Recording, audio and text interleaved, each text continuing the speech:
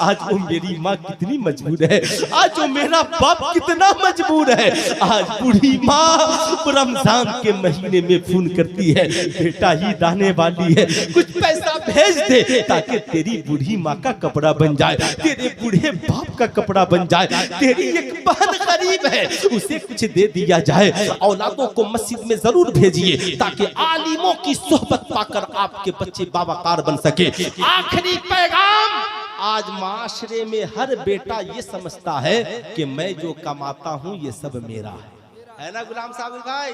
बहुत जरूरी है, मैं जो कमाता हूँ सब मेरा है। और हमारी VIP जो बीवियां हैं, बड़ी पढ़ी लिखी है ना, बड़ी पढ़ी लिखी, एकदम इतनी पढ़ी लिखी कि समझिए मत, वो भी समझती है मेरा शौहर जो कमाता है ये सब मेरा है। कभी देखना हो ना रोब दबदबा तो बंटवारे के वक्त जाके देख लीजिए, बेचारा बाप अलग बैठा है, माँ अलग बैठी है, ये चिल्लाते अच्छा ठीक है मेरा शौहर जितना कमाया है सब अलग करो। ऐसा लगता है कि ये शौहर को अपने घर से लेकर आई थी, माँ बाप का कोई हिस्सा ही नहीं है ना। सुनना गौर से, क्या आलिम, क्या मौलाना, क्या डॉक्टर, क्या इंजीनियर, सबका हाल यही है। दाग हुए के मीर हुए सभी एक ही जुल्फ के असीर हुए। आपने देखा होगा इमाम साहब अल्लामा शाकिर साहब, देखा होगा बच्चे बाप की जमीन को कहते हैं मेरी जमीन है, माँ की जायदाद को कहते हैं मेरी जायदाद है। आज तक किसी बाप को कहते सुना है बेटे की जमीन को कि ये मेरी जमीन है? बेटे के मकान को कहते सुना है ये मेरा मकान है? बाप कहता है ये मेरे बड़े बेटे का है, ये मेरे छोटे बेटे का है। बाप इतना मजबूर होकर क्यों बोल रहा है? इसलिए कि उसके पास सरकार की सीरत की तालीम नहीं है। ऑल इंडिया तबलीगे सीरत कमेटी के हवाले से सुल्तान रजा का ये पैगाम नोट करो, ज्यादा डॉक्टरों के पास मत बैठो, उतना ही बैठो जितनी सेहत के लिए ठीक हो। साहब इसलिए अपनी औलादों को आलिमों के पास बैठाओ ताकि ये तुझे बाप का हक बता सके। अल्लाह के नबी ने कहा जन्नत कहाँ तलाश रहा है?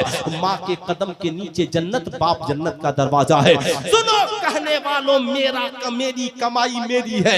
एक नौजवान आका की बारगाह में पहुंचा है, अर्ज गुजार हुआ फिदा का अबी उम्मी या रसूल अल्लाह, या रसूल अल्लाह मेरे माँ बाप आप पे कुर्बान। आका जी इतना बता दिया जाए कि मर्द पर पहला हक किसका? मर्द पर पहला हक किसका? सुन लो सारे मर्द, सुनो सिर्फ, मर्द पर पहला हक किसका?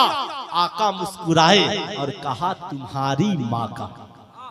बोल दो हाथ उठाकर, तुम्हारी माँ का। इतना जोर से माँ का नाम लो कि तुम्हारी बीवियां सुन ले। मर्द पर पहला हक किसका? माँ का। जोर से बोलो, मर्द पर पहला हक किसका? माँ का। सहाबी रसूल थे, ठहर गए, दूसरी बार पूछा या रसूल अल्लाह फिर किसका? आका ने कहा तुम्हारी माँ का। फिर ठहर गए, तीसरी बार पूछ पड़े आका जी फिर किसका? कहा तुम्हारी माँ का। फिर ठहर गए, फिर पूछा आका जी फिर किसका? चौथी बार आका फरमाते हैं तुम्हारे बाप का। आला हजरत अजीमुल बरकत इमाम इसको मोहब्बत से पूछा गया, सरकार ये बताइए मर्द 100 रुपए कमाए तो क्या करे? आला हजरत फतवा देते हैं मर्द 100 रुपए कमाए तो 75 माँ को दे दे और 25 बाप को दे दे, इसलिए कि हुजूर ने 3 बार माँ का जिक्र किया है और 1 बार बाप का जिक्र किया है। हुजूर बीवी का कहा, माँ के बाद बीवी का, बाप के बाद कहा, फिर कहा बच्चों का, फिर भाई बहन का, फिर रिश्तेदारों का, फिर यतीमों का, फिर पड़ोसियों का। इस्लाम ने सबका हक दिया है मगर सबसे पहले माँ और बाप का हक दिया है। पूछा गया आला हजरत से हुजूर बताया जाए माँ का रुतबा बड़ा है या बाप का? आला हजरत फरमाते हैं मोहब्बत माँ से ज्यादा करो और अदब बाप का ज्यादा करो, इसलिए कि बाप तेरा भी हाकिम है, तुम्हारी माँ का भी हाकिम है। मगर 2 मिनट में सुन लो, मेरी कौम के शहजादों, जिस माँ को अल्लाह ने इतना हक दिया, जिस बाप को हमारी कमाई में अल्लाह ने इतना हक दिया, आज वो मेरी माँ कितनी मजबूर है, आज वो मेरा बाप कितना मजबूर है। आज बूढ़ी माँ रमजान के महीने में फोन करती है, बेटा ईद आने वाली है, कुछ पैसा भेज दे ताकि तेरी बूढ़ी माँ का कपड़ा बन जाए, तेरे बूढ़े बाप का कपड़ा बन जाए, तेरी एक बहन गरीब है उसे कुछ दे दिया जाए। आज की नालायक औलाद कहती है अम्मा फोन रख दे, अपने बच्चों से बचेगा तब भेजूंगा, अपनी बीवी से बचेगा तब भेजूंगा। कुरान कहता है ना, रब्बिरहमहुमा कमा रब्बयानी सगीरा। जब माँ बाप के सामने जाना, अपनी जवानी को याद न करना, अपनी ताकत को याद न करना, अपने बचपन को याद करना। मैं पूछना चाहता हूँ, बता आज तू जवान होकर कहता है बचेगा तो माँ को दूंगा, बचेगा तो माँ को खिलाऊंगा, बचेगा तो माँ को पहनाऊंगा। क्या तेरी माँ ने बचपन में रोटियां बनाई थी तो कभी कहा था बेटा बचेगा तो तू खाना? क्या तेरे बाप ने तनख्वाह उठाकर कभी कहा था बेटा बचेगा तो तू अपना ट्यूशन फी भरना? नहीं, बल्कि तेरी माँ ने कहा था बेटा खाना बन गया है, पहले तू खा ले, बचेगा तो माँ खा लेगी।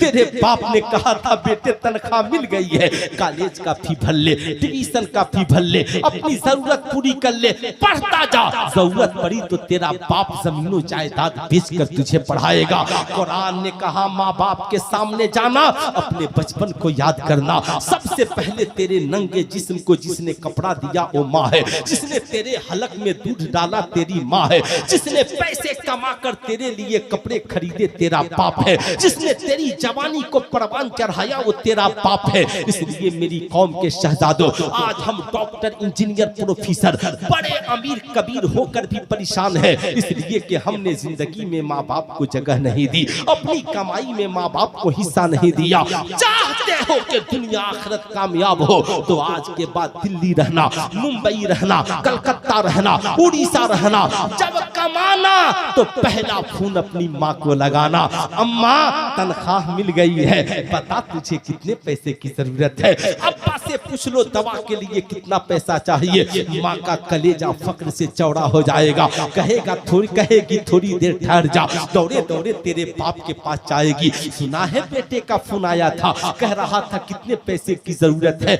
बाप कहेगा बेटे से कह देना हमारे लिए पैसे बाद में भेजेगा, पहले अपने बीवी बच्चों को देख ले, हम तो बूढ़े हैं, उसकी ईद में हमारी ईद है, उसकी खुशी में हमारी खुशी है।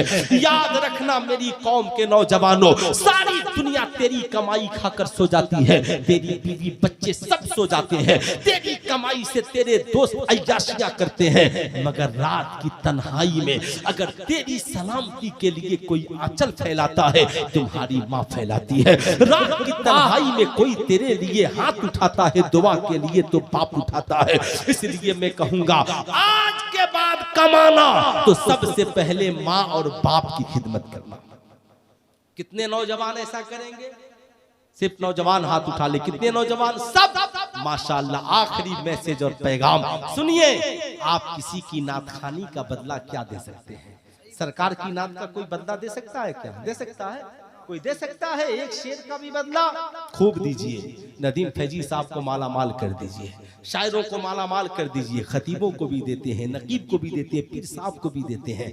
मगर मेरी एक छोटी सी गुजारिश है, छोटी सी राहत की तन्हाई में कभी बूढ़े बाप का जेब भी देख लेना, बूढ़े बाप का जेब भी देख लेना, कहीं तेरे बाप के जेब में पैसे न हो और सुबह को चाय की होटल पे रुसवा हो जाए।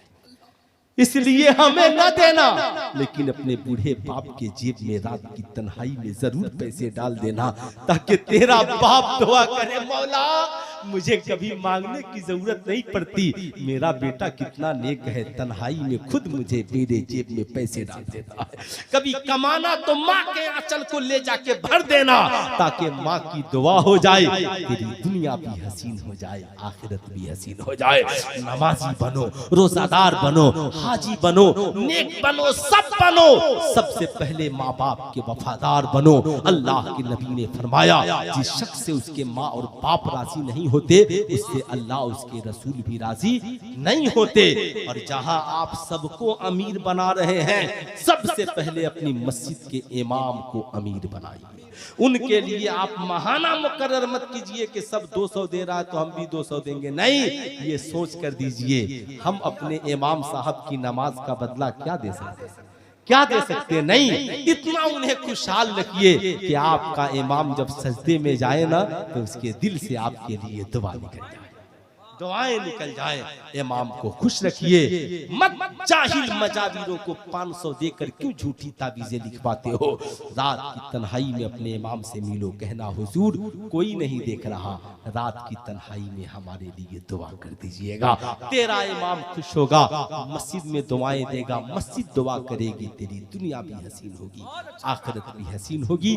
नेक बनिए, साहिब किरदार बनिए। समाज में चाहते हैं कि इज्जत मिले तो तालीम याफ्ता बनिए। तालीम का असल मकसद है इंसान अच्छा बने, नेक बने, जिंदगी बेहतर हो, दुनिया व आखिरत कामयाब हो। जिंदगी बाकी, मुलाकात बाकी। पूरा मजमा मिलकर पढ़ लीजिए, अस्तगफिरुल्लाह रब्बी मिन कुल्ली ज़ंबी व अतूबु इलैहि। पढ़ लीजिए ला इलाहा इल्लल्लाह मुहम्मदुर रसूलुल्लाह सल्लल्लाहु अलैहि वसल्लम। अस्सलामु अलैकुम।